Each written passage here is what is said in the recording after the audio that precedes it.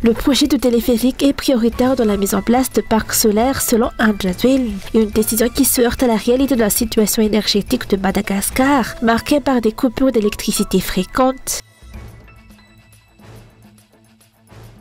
La distribution d'aide gouvernementale pour les démunis a repris ce jour. Des témoignages dénoncent des pratiques inéquitables. Les bénéficiaires ne sont pas toujours les plus vulnérables, mais souvent des proches de responsables locaux. Les économistes critiquent ce système opaque de distribution qui empêche l'aide d'atteindre les familles réellement dans le besoin. De l'actualité internationale, les États-Unis et la Chine ont annoncé lundi la suspension pour 90 jours de la majeure partie des droits de douane prohibitifs qu'ils s'étaient mutuellement imposés, marquant une désescalade dans leur guerre commerciale qui a ébranlé l'économie mondiale.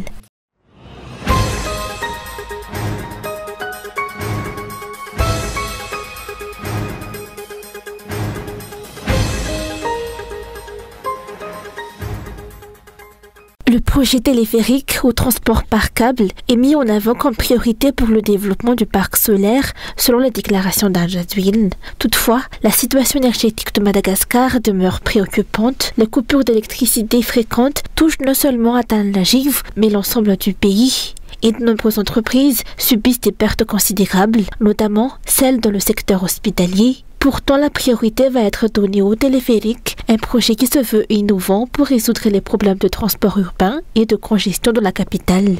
Selon Andjadwin, la construction du téléphérique est une solution moderne, propre, sûre, ponctuelle, respectueuse de l'environnement, qui améliorera la ville. Il a ajouté que les travaux déjà entamés doivent se poursuivre. Mais cette réponse semble déconnectée des préoccupations réelles des Malgaches. Les infrastructures, bien qu'impressionnantes, ne répondent pas aux besoins immédiats de la population. Dans l'accès à l'électricité et à l'eau demeure un défi quotidien. Le coût élevé du transport en téléphérique, estimé à 4 000 larias, semble démesuré pour des citoyens qui peinent à joindre les deux bouts.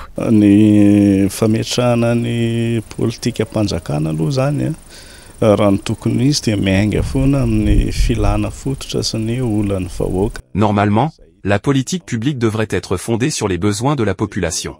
On peut légitimement se demander si le téléphérique en fait réellement partie. En revanche, l'accès à l'électricité devrait être une priorité. Concernant le téléphérique, les dirigeants affirment qu'il est nécessaire pour résoudre les problèmes d'embouteillage. Cependant, force est de constater que ces embouteillages persistent.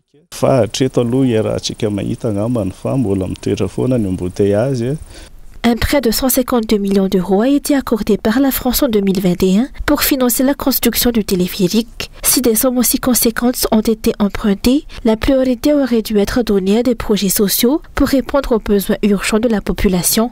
Mais comme le souligne l'analyste, l'objectif semble davantage être de se donner une image de modernité avec des projets voyants, mais déconnectés des réalités quotidiennes des citoyens.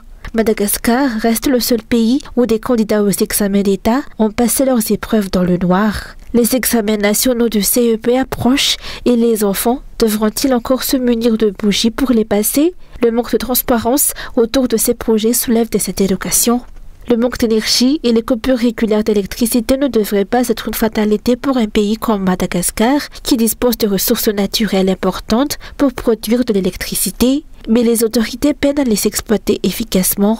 En 2021, un accord de coopération entre Madagascar et la France a été signé pour le projet Majaka 3 qui visait l'extension de la centrale électrique de Majak et le développement des énergies renouvelables. Ce projet de 47,8 millions d'euros, dont 35 millions d'euros financés par la France, devait augmenter de 50% la production d'électricité. Or, à ce jour, aucune avancée tangible n'a été observée. Les multiples accords et promesses sans résultat alimentent les interrogations sur la véritable capacité du gouvernement actuel à concrétiser ses engagements.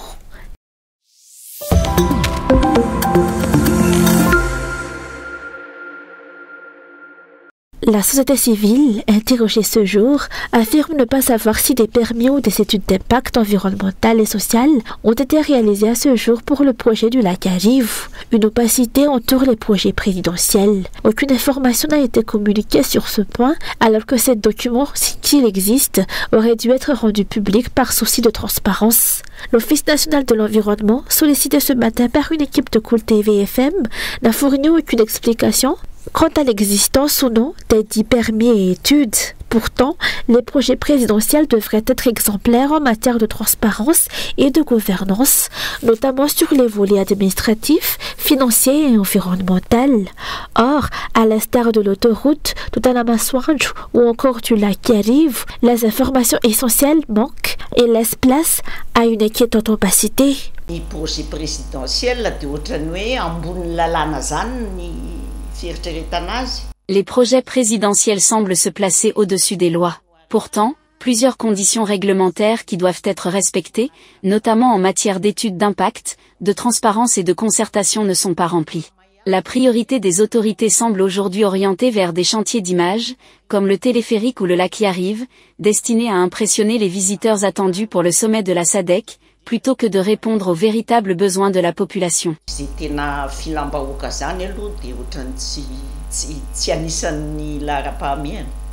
Sur le terrain, les travaux liés au projet du lac Yariv ont commencé sans que les doléances des riverains ne soient prises en compte. Certains ont vu leurs terres remblayées, d'autres leurs maisons démolies sans indemnisation. À leur réclamation, on oppose l'argument du projet d'État ou celui de l'occupation de terrains domanial.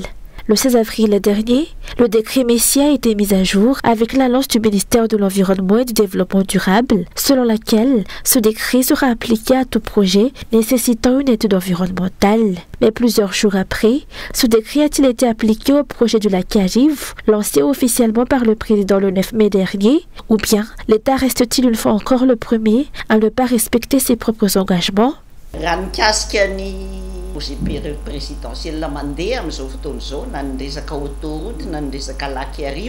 L'application du décret Messier révisé ne semble pas visible sur les projets présidentiels tels que l'autoroute. Il est difficile de savoir si ces projets respectent réellement les obligations légales en matière d'études d'impact environnemental. Aucune information claire n'a été communiquée au public. Ont-elles été réalisées?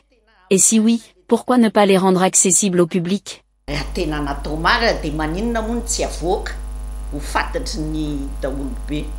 Selon le CRAD OI, l'État ne semble toujours pas tirer la leçon des plaintes répétées des citoyens affectés par ces projets. Les études préalables font défaut. C'est encore une fois la charrue avant les bœufs, avec des conséquences sociales et environnementales subies de plein fouet par les populations concernées.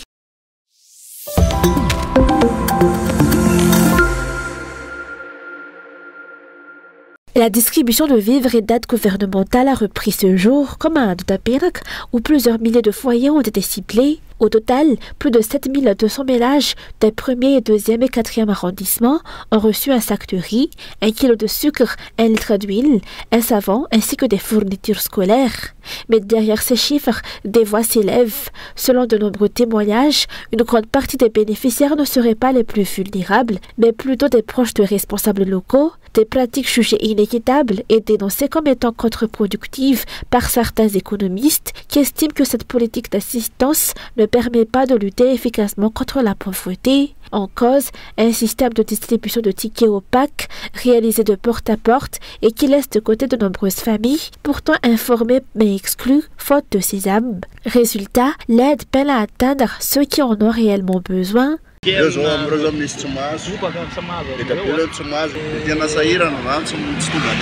Beaucoup n'en recevront pas, surtout ceux qui en ont le plus besoin. Les aides sont accaparées par ceux qui sont déjà relativement aisés et qui ont des relations bien placées au sein du Fukuntan. Les responsables locaux pratiquent un népotisme flagrant, l'aide est réservée à leurs proches et à leurs familles. L'aide est tournée, elle n'atteint pas tout le monde. Il en va de même pour certains projets, comme le projet des couloirs, presque tous les passages entre les maisons ont été aménagés, sauf chez nous. Pour ce type d'aide aussi, les bénéficiaires sont sélectionnés, une vraie distribution n'est pas faite.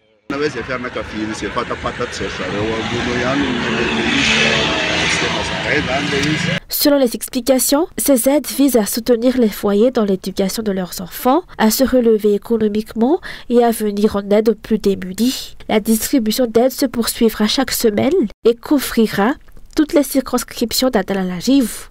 Mais cela s'arrête là. Aucune politique particulière ne permet d'évaluer si ces aides ont réellement permis aux plus pauvres de se relever et de se développer. Beaucoup de ces aides sont utilisées à des fins non productives ou sont tout simplement gaspillées. Ces distributions d'aides ou transferts sociaux ne sont pas efficaces pour lutter contre les inégalités sociales et la pauvreté, affirment les économistes, sans une politique de soutien solide et bien définie. L'absence de telle politique accroît la dépendance et la pauvreté extrême. Tena tonga any am'le fampianaran-janaka tokoa raha ve le izy.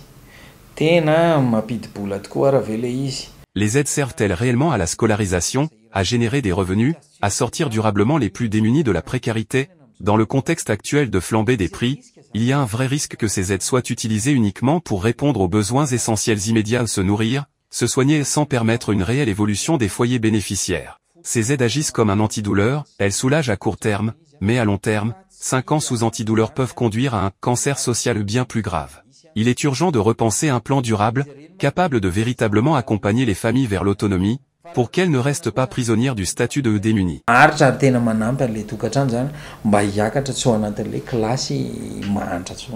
Selon plusieurs constats, les aides déployées ne viseraient pas véritablement à sortir les plus démunis de la précarité. Bien au contraire, ces dispositifs semblent davantage conçus pour susciter la reconnaissance des bénéficiaires à des fins personnelles que pour leur offrir une réelle voie vers l'autonomie. Pas de formation, pas d'accès à l'emploi, ni d'outils concrets pour construire un avenir indépendant.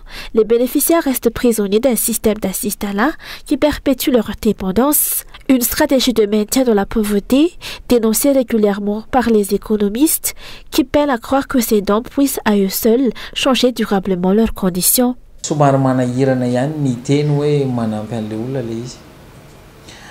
Raha tao anatin'ny Covid izy dia tena nanampy. Il est difficile d'affirmer que ces aides permettent réellement aux gens de sortir de la pauvreté. Certes, elles étaient justifiées au temps du Covid, lorsque des personnes comme les laveuses de linge ne pouvaient plus exercer leur métier. Mais aujourd'hui, cela ressemble davantage à une stratégie pour séduire les cœurs, profiter de la misère, et habituer la population à l'assistanat. Ce n'est pas une bonne chose, cela déséquilibre le cycle économique, fausse la logique de l'offre et de la demande. Et puis les dirigeants seront-ils capables de maintenir indéfiniment ces distributions? Ce sera de plus en plus difficile, car le nombre de bouches à nourrir ne cesse d'augmenter. Et quand les besoins augmentent mais que la production et les moyens ne suivent pas, une explosion se profile. Tsy ampy ny famokarana eto amintsika sy ny sisa mahatonga zavatra tena explosion zany. De nombreux économistes, hommes politiques et membres de la société civile ont déjà mis en garde les dirigeants contre cette stratégie de distribution, et ce, depuis la période de campagne électorale utilisée pour acheter les voix du peuple. Comme d'habitude, les dirigeants restent sourds aux suggestions qui leur sont faites. Ils ne peuvent pas prétendre ignorer les dangers que représente la dépendance à l'aide. Pourtant, ils la poursuivent délibérément, car maintenir la population dans cette dépendance et cette pauvreté sert leurs intérêts, selon certains observateurs.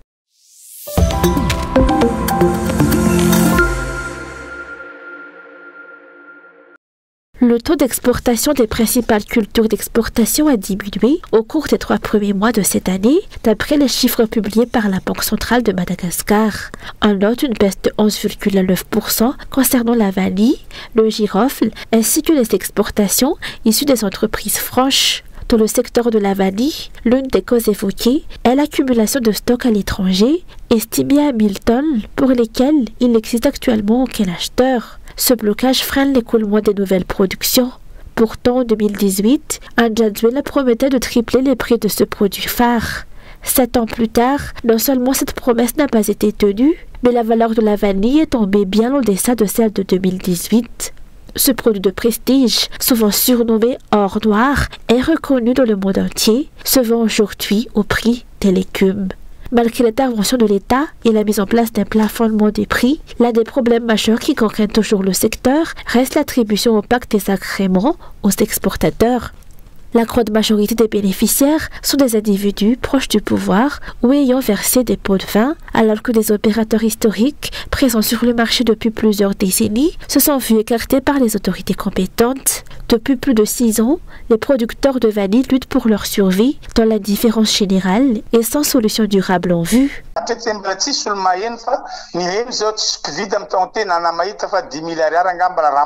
Les acheteurs se font rares. On peine même à écouler la vanille verte à 10 000 ariars. Il n'y a plus rien à espérer du secteur vanille. La vie de toute la communauté recule, car la situation reste figée, sans aucune amélioration en vue. La situation n'est pas plus réluisante pour le girofle.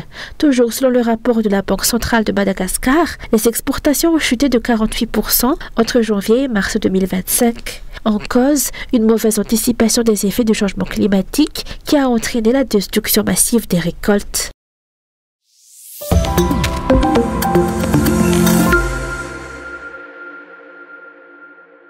Les cas d'homicide se multiplient ces derniers temps à Madagascar.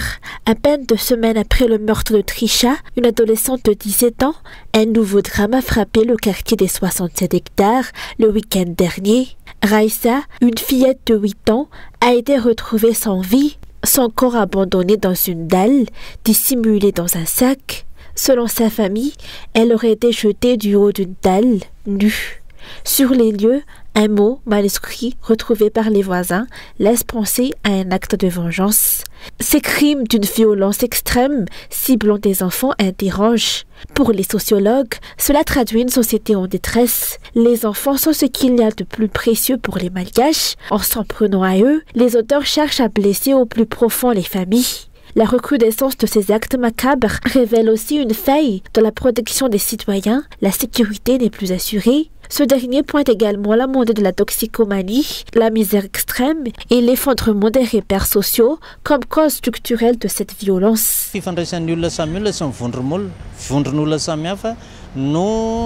Les troubles et déséquilibres sociaux se répercutent directement sur la sécurité et l'ordre. Lorsque la société est plongée dans le chaos, la toxicomanie, en alimentant les délires de certaines personnes, devient un moteur de violence. L'insécurité n'est ainsi que le miroir d'une société en détresse. Trisha avait été assassinée aux 67 hectares 2 jours après le grand déploiement des forces de l'ordre pour accueillir les chefs d'État étrangers à Antananarivo. Plus de 1800 agents avaient alors été mobilisés dans la capitale. Aujourd'hui, la famille de Raissa, quant à eux, attend des réponses. Les forces de l'ordre affirment que l'enquête est en cours, mais la méfiance demeure. Nombre de cas similaires ont été enterrés après des vagues déclarations gouvernementales, comme celle de Trisha. La société civile, elle, appelle à rompre ce cycle d'impunité. Il en va de la justice, de la sécurité, mais aussi de la reconstruction du tissu social malgache, gravement fissuré.